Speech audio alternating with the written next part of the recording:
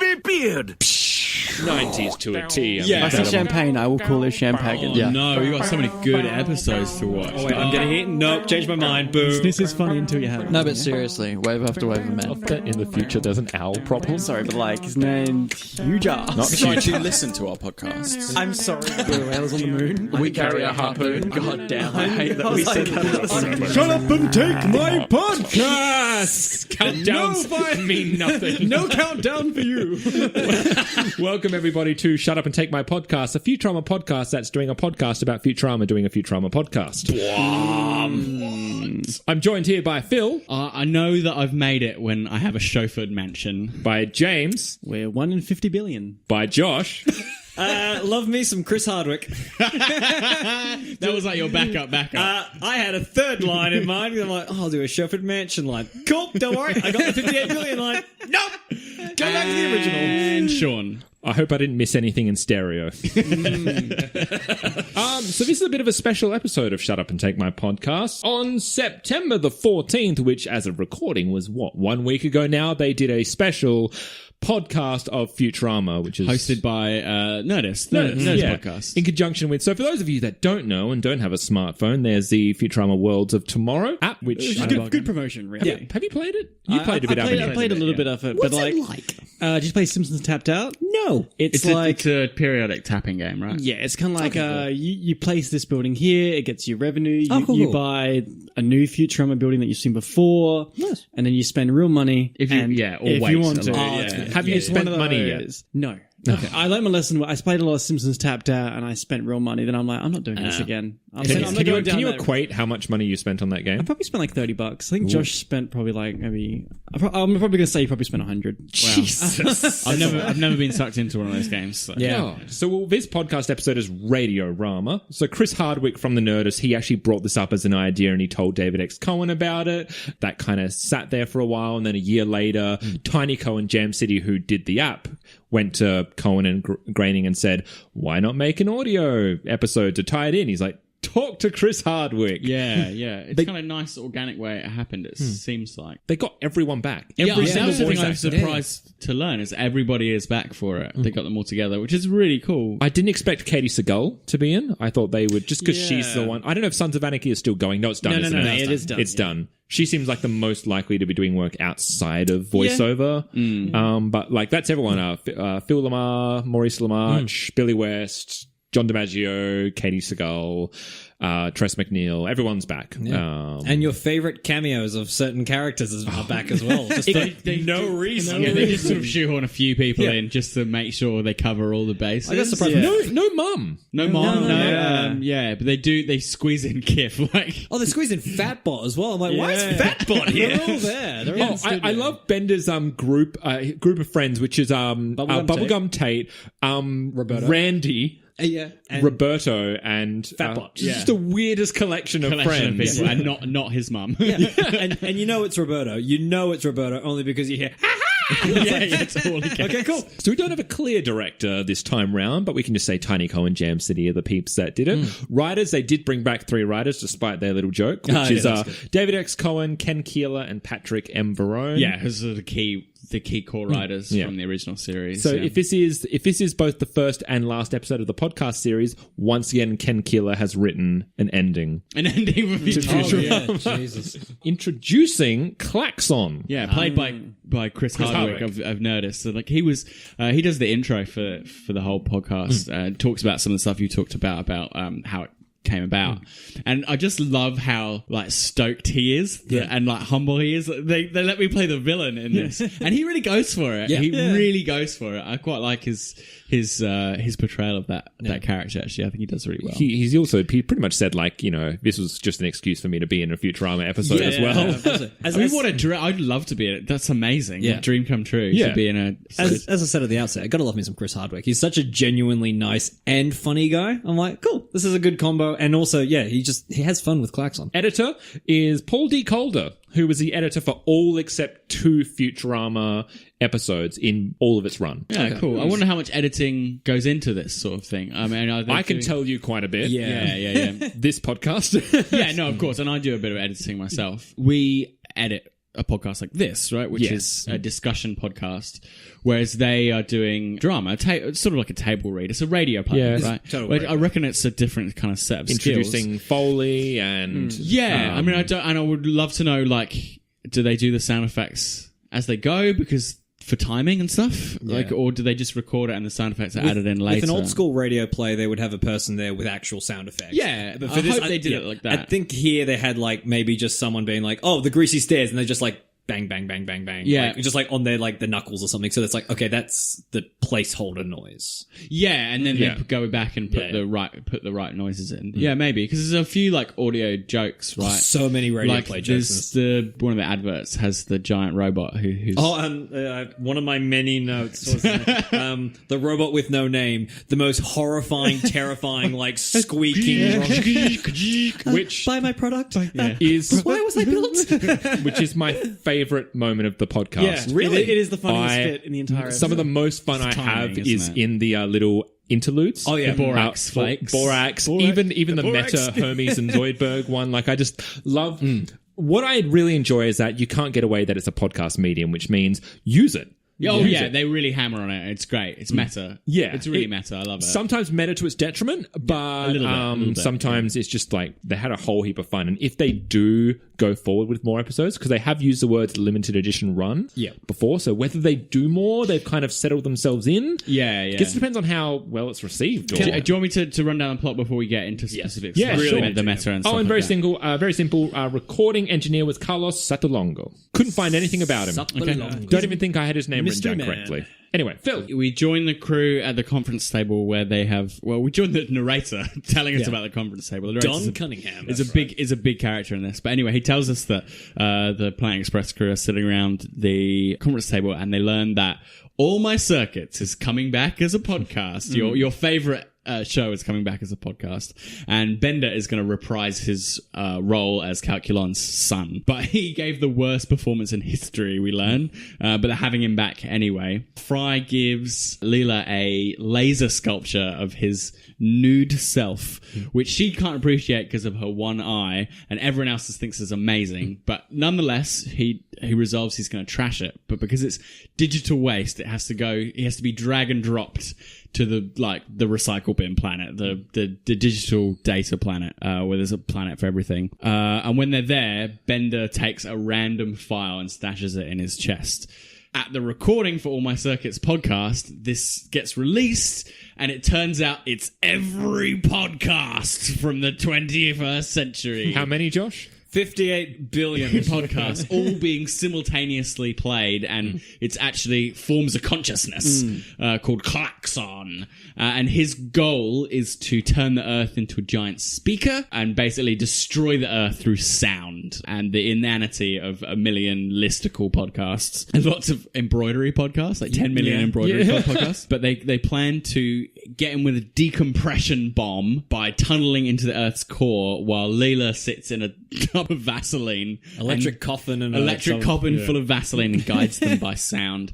But she has to visualize in 3D using the knowledge of Fry's sculpture. That helps her visualize in 3D, guide them to the location of Klaxon, and compress him into an infinite singularity. Yeah.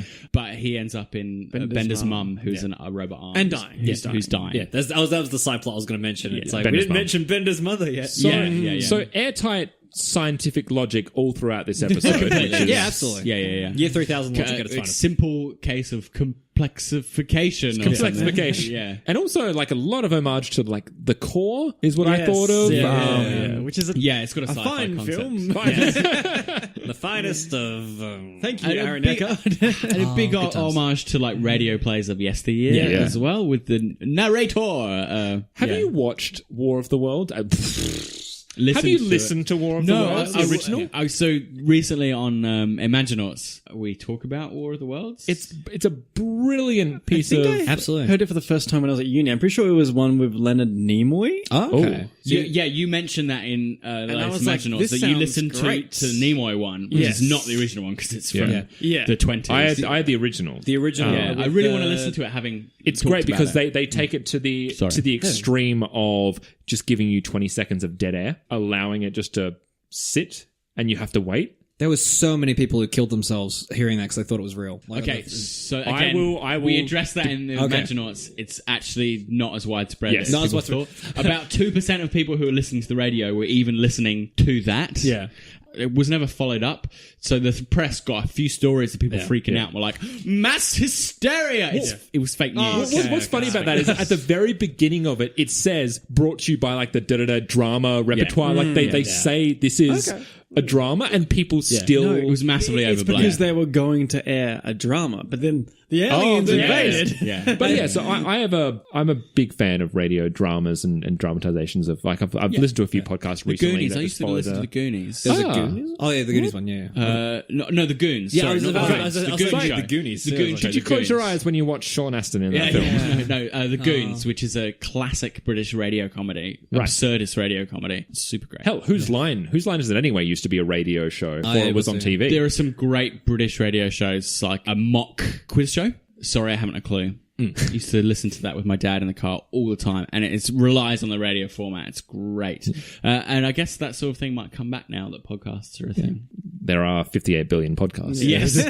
they joke about podcasts, there being so many, and no one's going to listen to them all, and a lot of them in inane. It's kind of like a nice meta joke. No, there's one joke that really didn't land. It was right at the beginning as well, and it made me very worried right at the beginning. Was the Bender Donald Trump one? It's like I was like, I was like, wow, okay, this joke really It's doesn't. very New Simpsons. Yes. You know what I mean? Like that kind of. That's why I love the simplicity of the ads, because it's very old school Futurama. It's very much. the Borax Kid. Yeah, it doesn't necessarily- Chairman growls. Sometimes a solid block of borax just won't cut it. Yeah, Like it's just it's funny because it's not trying to be funny. You know what I mean? Like they're not trying to hit a popular culture reference or something that you know. It's just it is what it is. Like Pepperidge Farm. Is what I always think. When they're doing a radio drama, everything is great. That one joke, I'm like, I just wanted to get that out of the way because I don't like that joke. But everything else, who narrated the original?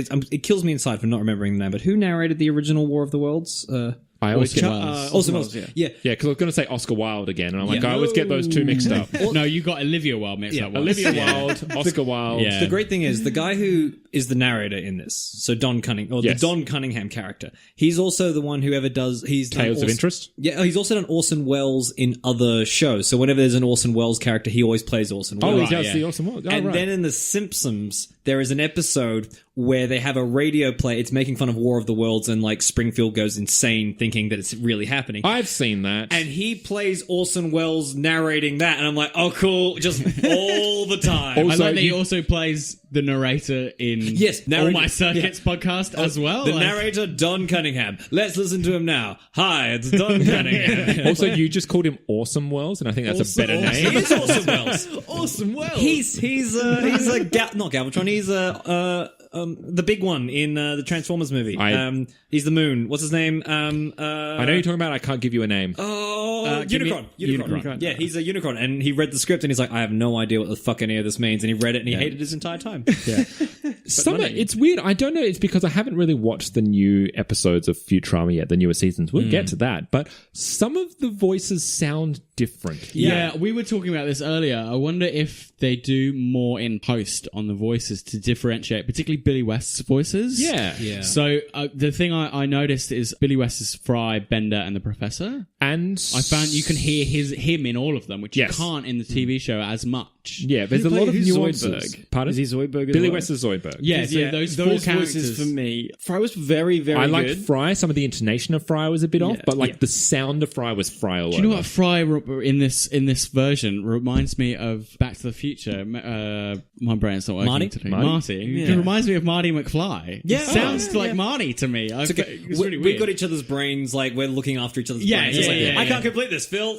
I feel like the one that kind of annoyed me the most was Scruffy. Really? I liked Scruffy. Yeah. Scruffy for me was weirdly off. He was too strong. Scruffy's usually very relaxed. He's like, Yeah. meh. But this time's like, oh, I'm Scruffy. Because they're like the... I liked his inclusion. I was liked just the role greasing he the played. stars. Yeah. It's like, what's going on? Just greasing the stairs. But it wasn't stairs, it was like stars. Like Stars, they're yeah. really hammering into that. Bender was... I liked Bender. His Yeah, Bender's character great. was a bit off. Bender's like... there was a line he It's very did. emotional, isn't it? Yeah. Let's go! Oh, or whatever he says. He's got like a weird catchphrase going on. And Farnsworth seemed a bit... He felt more like someone doing a voice than a character. Yeah. Straight away, I was like... It got better as it went on, but... His big explanation bit, he's fine. He's on. Yeah. I think because he only gets like 1 or 2 lines, and like they're bouncing back. He's bouncing back and forth between all the characters really rapidly. Like maybe it's a bit harder to do when you're doing that. Yeah, it'd be really interesting to see. It's funny because you just got to look at, I wonder how differently that recording room was from when they're recording normal Futurama episode. Like, how was it different? Like, were they all together? Were they all separate? Did they record? Yeah. I feel like it's more like a radio play where they're all just together and they do it. That's what the feeling I get. Rather than being in a booth and you can do multiple takes and stuff like that. I don't know, but that's what it felt like. You know what? Just as I'm remembering it now, I watched a little behind the scenes things of it, and it was showing them individually standing, not together. Like, it would just show one character and it cut and it showed another person standing there. Okay. So they may have been in the same day, but they were individually recorded as if they were doing any sort of CGI animation. So then you'd have to look at their schedules as well, I guess. So they're not bantering off each other? No, at least not in the ones that I saw. I feel that a little bit, because there are some times where it feels like there is that it's not as genuine a response.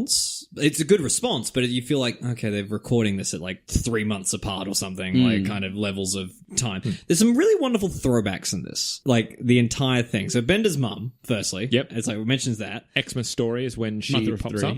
She only built 3 robots. Yeah, exactly. It's like, and there's also one in there which I found quite surprising. Is like, cool. So Earth didn't learn their lesson at all. Like, they've fired everything into space. So they're firing everything into space. They fired all like the podcasts into space in the CPD, the podcast containment device, the PCD, and then all the garbage and everything's like, okay, cool. Earth is consistently just firing everything. Just awful. Yeah. There was one other one. There was one other bit I was like, Fry's opera. yes, Fry's opera, absolutely. And Zoidberg's harassment. yeah, and The cruel story of Zoidberg's harassment claims. Yeah, so wait, Klaxon got that? It's like, yeah okay. Oh god, So made a podcast about it, obviously. Zoidberg. absolutely. Zoidberg had some bad jokes in this episode. He gets beaten with banjos. That was alright. That was great. Also, Amy is strong enough to hand Bender a piano. We learned two things about Amy in this episode. Firstly, Sign she can lift a language. piano. Yeah. And also She's an expert very, sign language quarter. Like, I like the joke they make about that. It's like, has no use up until now. Yes. The narration is just on point. Don Cunningham's a perfect device. great. Isn't Yeah, he? absolutely. It needed that way. One of my favorite jokes was and what followed was a few minutes where I've got this right down. After a brief confusion where Fry stupidly thought Amy was dying. Yes. yeah. Instead of having that line, they just do that instead, and you like you it's all you need. And your brain just fills that in. Can we talk about the sculpture? Yes. And it being a 3D sculpture. Right, okay, and sure. Leela can't see it. So a couple of weeks ago on That's Lobstertainment, we gave James a lot of shit because we were saying that the hologram picture that they watched, of course, Leela will be able to see because 3D images, it's a holograms there. Yeah, and your brain will interpret information given to you with cues, and that will let you build a 3D picture. So it turns out that James was right. Yes. in the world of Futurama, she can only see things like she says Fry. I always thought Fry looked like a cartoon character.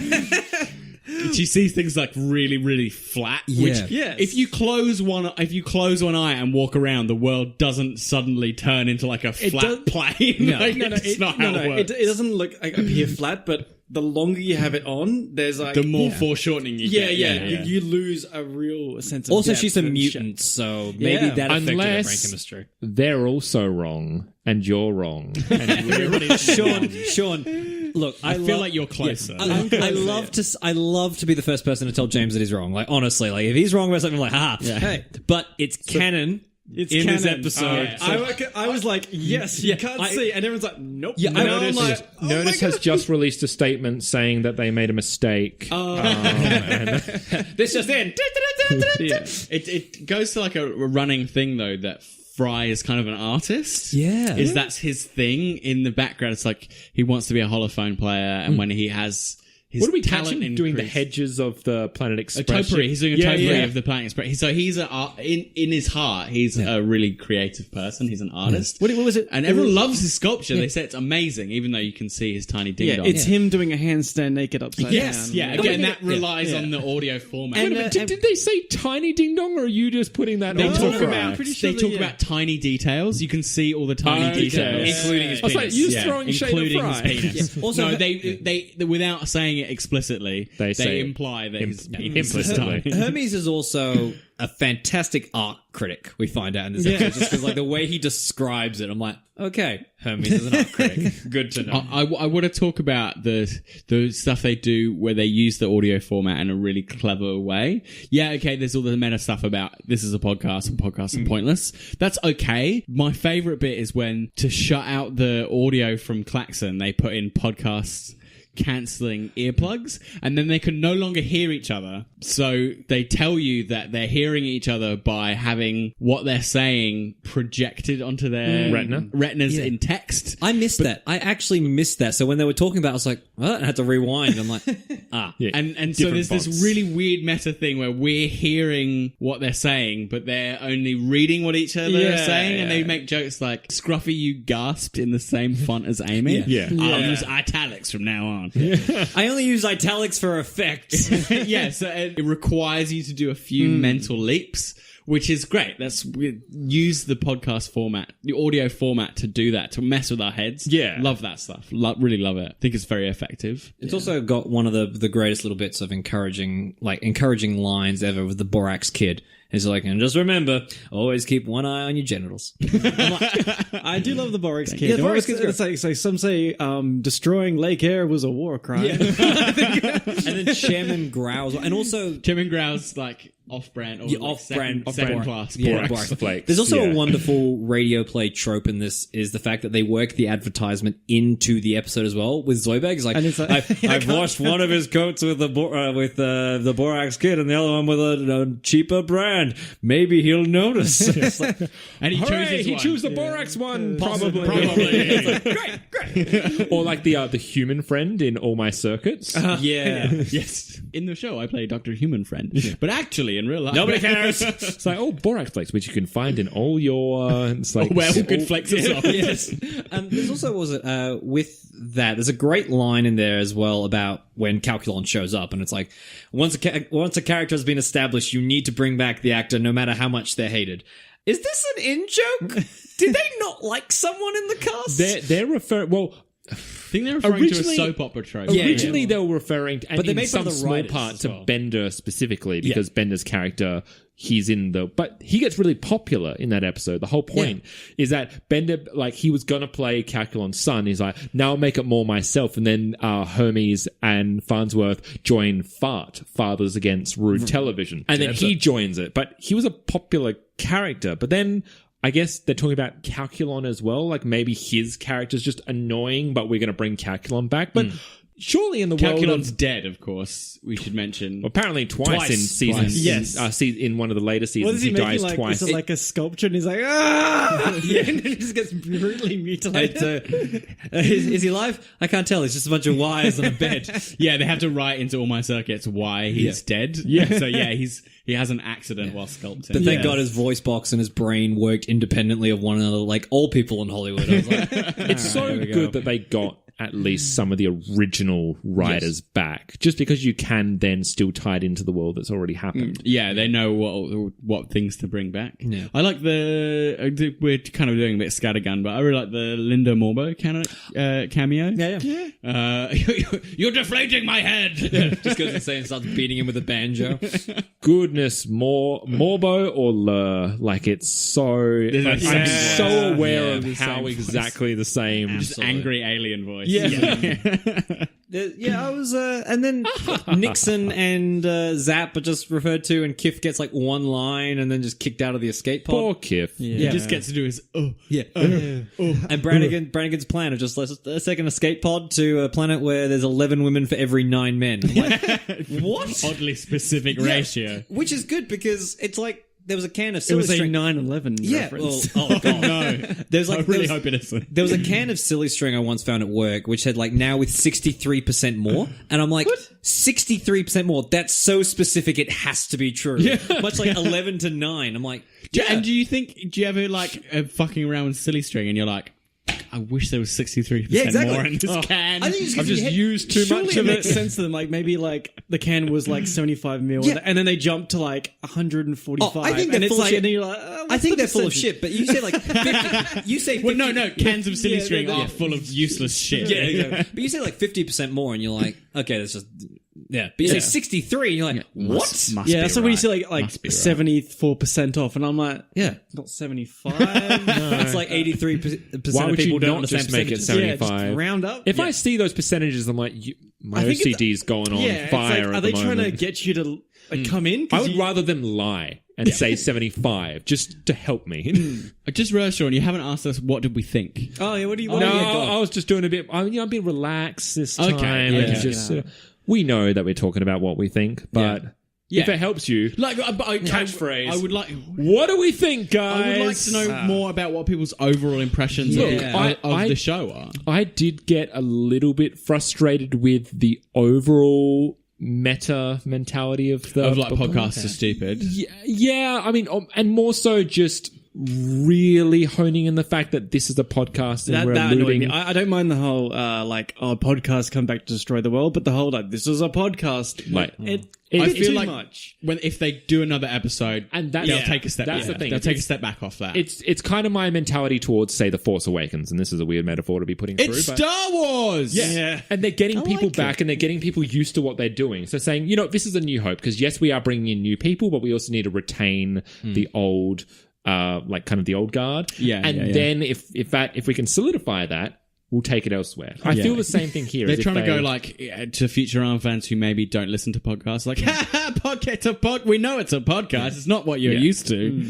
Maybe It does. So I was just going to say, so it does go into new Simpsons territory a little bit in that regard, where they don't trust you enough to just go along with it. Yeah. like it feels like they're holding your hand a little bit too much in some points. There's a few jokes where they go, "Here we are at my mum's front door," and you're like, "Okay, The incredibly long hallway. I like some kind of things like that where I'm listening to it. I'm like, why didn't you just like have a streetcar goes by, buzz the door, so we're like, oh, they're at like a door thing and they're going to be buzzed in. Like, Mom!" yeah, where it's like you don't always need narration. Yeah. You can find ways Well, around. It's it. not just the narration. It's when the characters say it.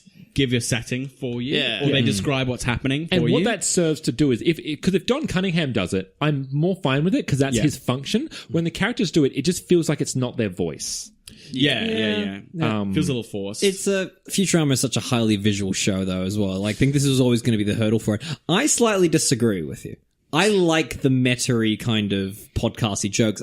I don't like the fact that this episode is too long. It needs to be a little bit shorter. If it was I a little zoned shorter, out a little bit. I had to rewind in a couple of places where I was just like, "Oh, I missed a bit there." Which would be interesting to see what happens when we're watching the movies in their entirety, because you're so used to Futurama being a 23, 24 minute quick thing. shut. They do go into the 40-minute hour territory with the movies. They talk about this being a double episode, and there isn't really a natural break in it. I figure I think he just says that because it's usually 20 minutes. Yeah, Otherwise, if and you had to put a break in, maybe it's one of the I feel like it should have commercials. maybe have been broken into two, Or and maybe two cut the mom settings. stuff. Or probably not even mention that it's 2 episodes. Say like it's a longer length episode, because I was expecting a conclusion and then the next episode, and then I was like, oh, it's still going. Or even like It's just one. Which I Make guess it like two-parter or something, when but- Klaxon comes out is maybe where you naturally put that break. Yeah, and it's like dun dun dun. The introduction of the film. cliffhanger. What will they do? Yeah, it would be quite nice. Tune in right now. Yeah, it would have been okay to do that, I think. Yeah. Overall, it had good lines in it, and it had me really, really laughing in certain parts of it. I really like Calculon. I liked certain lines, like I raced over in my chauffeured mansion.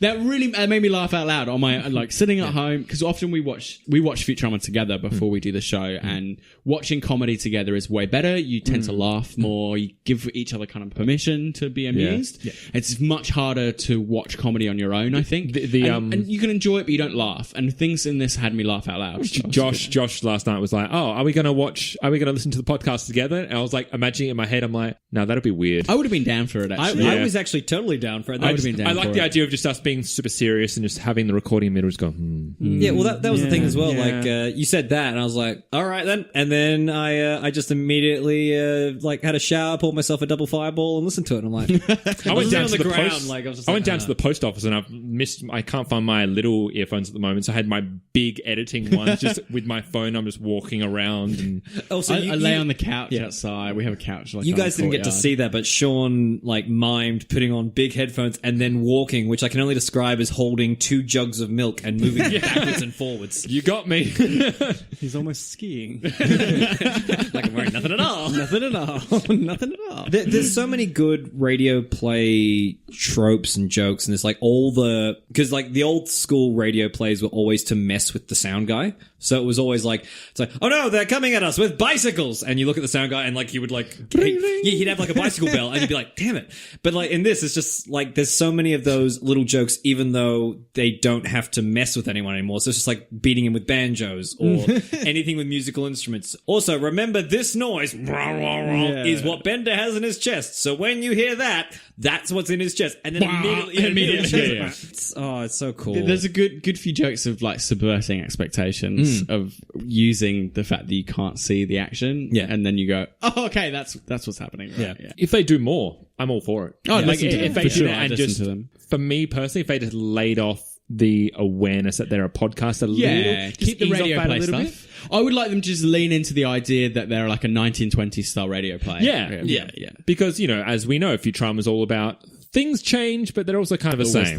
I'd like them just to cut back on the narration, like narrate things you really need to get across. Just say like when the crew came back, it's like, and the crew returned. You could probably do shh, and then do the sound of like the ship landing, which we've all heard like every single we've all heard, we know what the ship sounds like when it lands. We've heard it every single episode basically. Like when they did the front door of Planet Express, where the actual is like, I remember those sounds. The ship taking off as well. When the ship finally takes off and they go to the other planet, you're like, yeah, that's the Planet Express. It'd be cool to kind of just use your imagination a bit more and just kind of visualize that world and have more of a through-line narrative. I felt like a kinship with the narrator at the very end of the episode, where he goes, "Until next time, bomb." Bum, bum, bum, bum, bum. Yeah. That's what we do. I was listening to that and I'm like, I immediately know you guys are going to be loving that. There's also, Phil, Bender has a new feature in this episode. His ass chatters. It's like the sound of like the chattering teeth, except it's his ass. Yeah, they do it's another audio joke, right? These are the things that work. "Bite my shiny metal ass" is his first line. You get the sitcom audience go, "Woo! Yeah. Yes, catchphrase! Woohoo!" And then it's never mentioned again. It's just like a little nod to sitcoms. It's a and good audio throwback jokes. joke at the beginning as well, of like saying that our favorite show is back now in podcast form, of when they had the first movie, where it's like those idiots at the Box Corporation have been fired. What does this mean for all of our industrial fans? It means we're back on the air. I'm like, okay, this is nice little like, hey guys, we're back. Yeah, and I think it's a cool way to go, oh, let's make an audio nemesis. For the show. It makes like he didn't necessarily have to be the embodiment of unlistened to podcasts.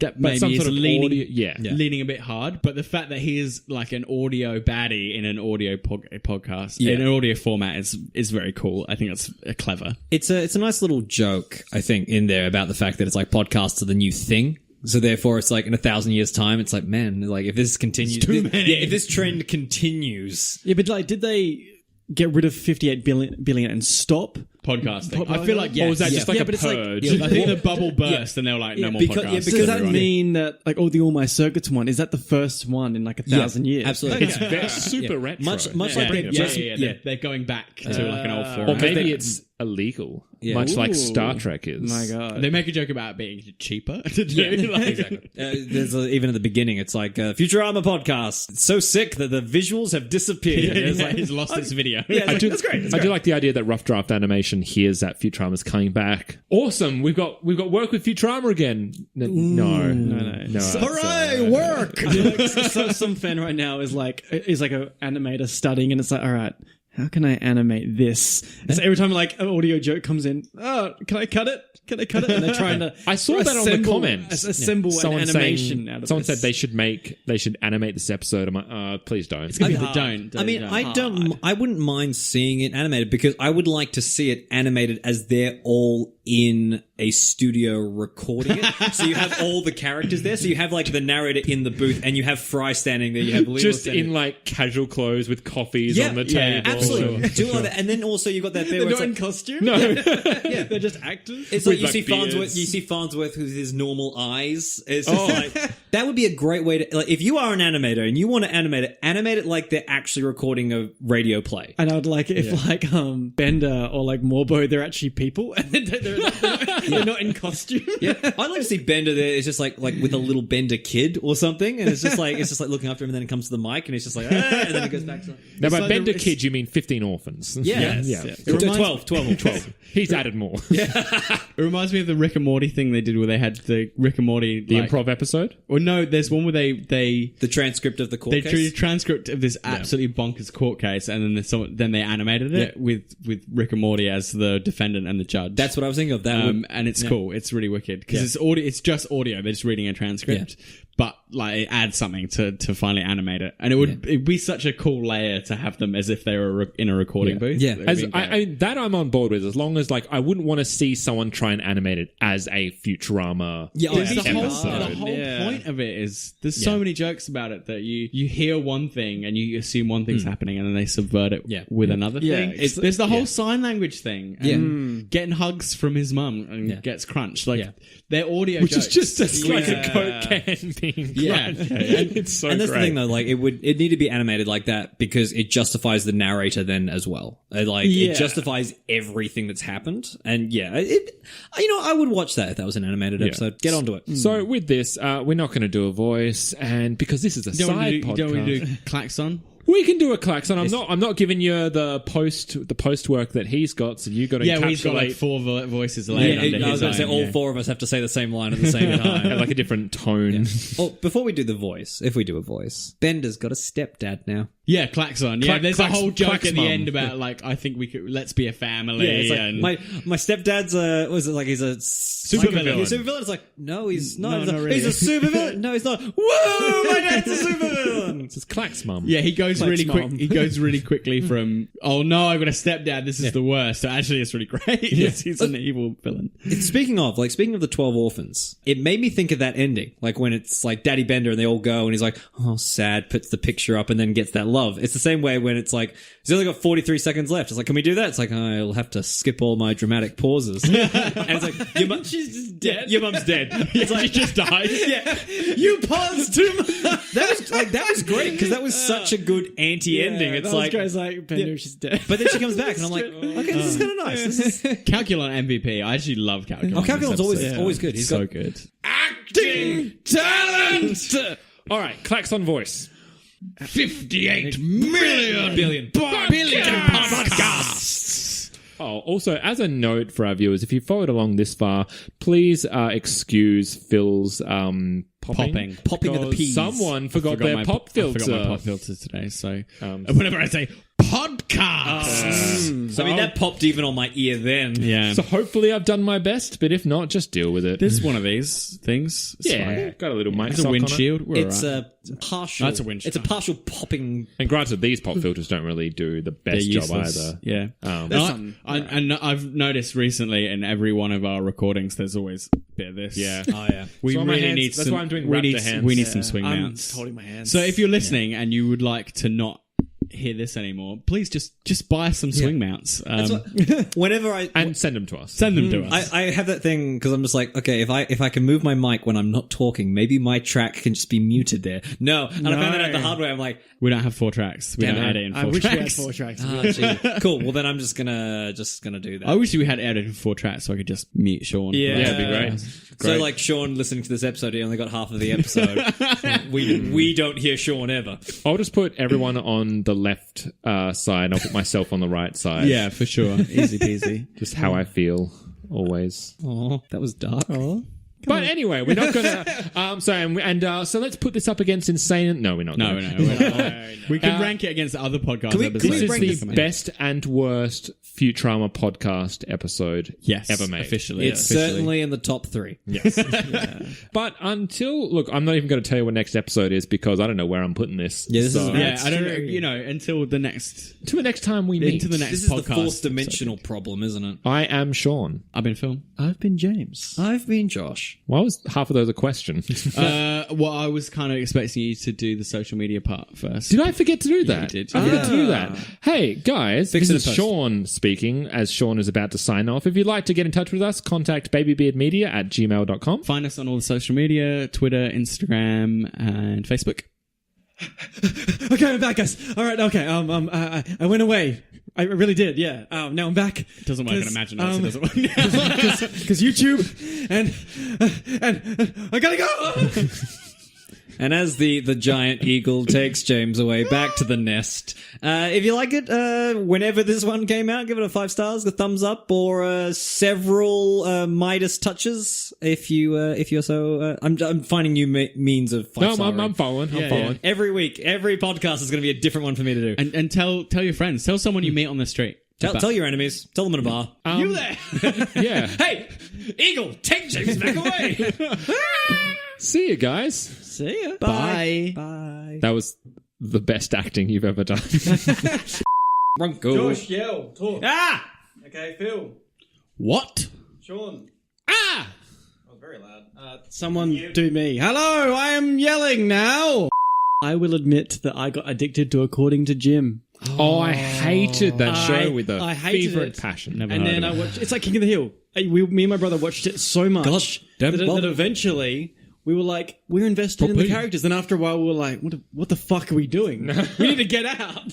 Yeah. It's like the afternoon spent watching daytime TV. And then, like, Passions. about 3 hours later, you're like, what am I doing? Get off the couch! I remember they should do a movie that is feature length, so 90 minutes at the very least, and it all takes place during a skydive. Oh god, that'd be the loudest. A skydive doesn't even take 90 minutes. But don't call that to attention. Yeah. They're just constantly falling. Even if you That'd be the loudest that guy film fell ever. from orbit recently, right? Yeah. He fell from like near Earth orbit. Oh, we're talking And about it the Red doesn't- Bull one? Yeah, it takes like 5 minutes. It's like not even that long. No, you introduce characters, there's conflict, and they exit, and there's fight scenes. The conflict and between there's a love humanity scene. and the ground. Sex scene. Yeah. I watch it if it was like, what's the one where there's like, you're in that triangle, hang gliding? Oh, yeah. Where it's like a movie set. What's that triangle? What's that triangle? Welcome to the new segment on Baby Beard Media with James. What's that triangle? Okay. Also, I feel like I'm the only one that didn't do notes. That's the most. I didn't do it. It's the first time I haven't done notes. Yeah. That's the most disapproving that Phil's ever been in his entire life. I was like,